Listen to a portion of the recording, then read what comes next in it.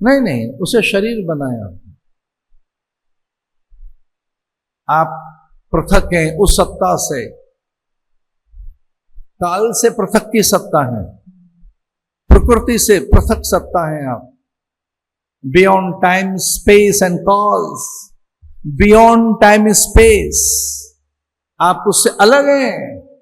इन्हें बदलने बरसने दो बादलों को, आप अपने साथ रहिए, अपने साथ आप श्रवण में रहिए, एकाग्र रहिए, इन्हें बरसने दो, इनसे अलग हैं आप।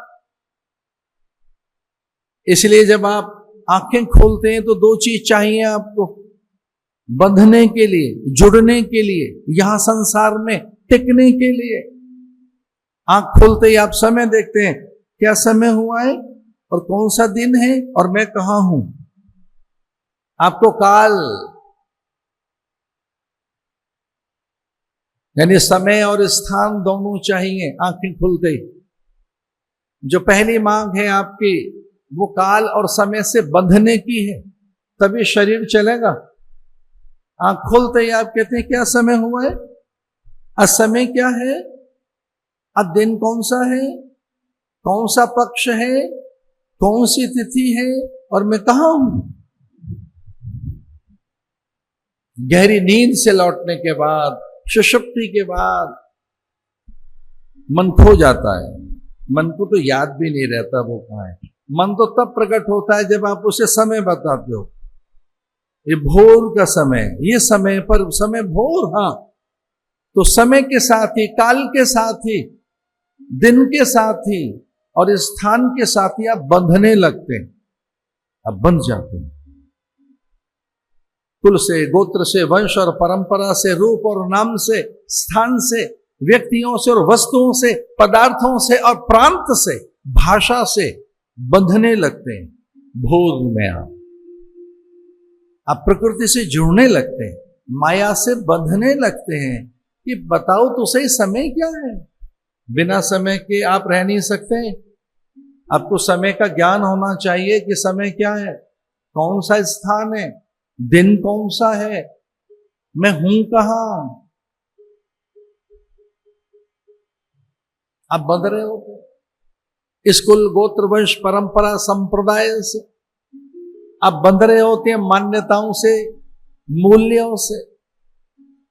आप फिर से लौट जाते हैं अपनी देह में, अपने देह के आवरण में।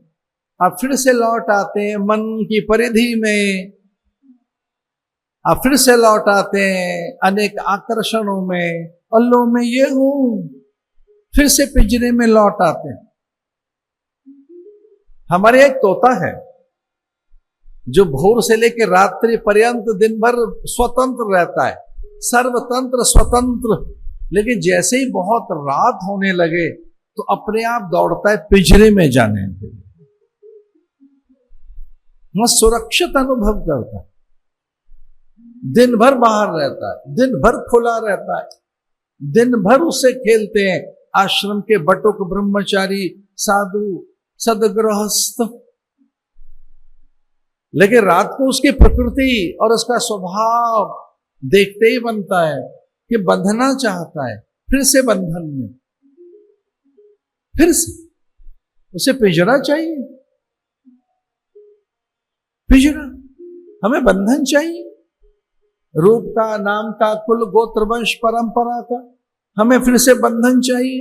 दिन कौन सा है, समय कौन सा है, दिन है कि रात है, कौन सा स्थान, मैं कौन, गुजराती, पंजाबी, बंगाली, बिहारी, मैं कौन, ये मेरी भाषा, मैं कौन, ये मेरा रंग रूप, मैं कौन।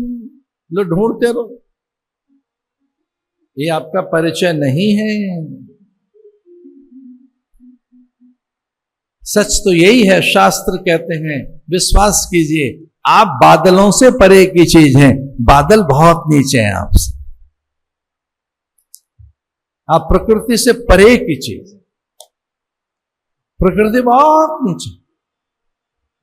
आप नित्य हैं, शाश्वत हैं, ईश्वर अंश, जीव, अविनाशी, चेतन, अमल, सहज, सुख रस, आप चेतन है, अमल है, सहज है। ईश्वर अंश, आप ईश्वर के अंश हैं आप में।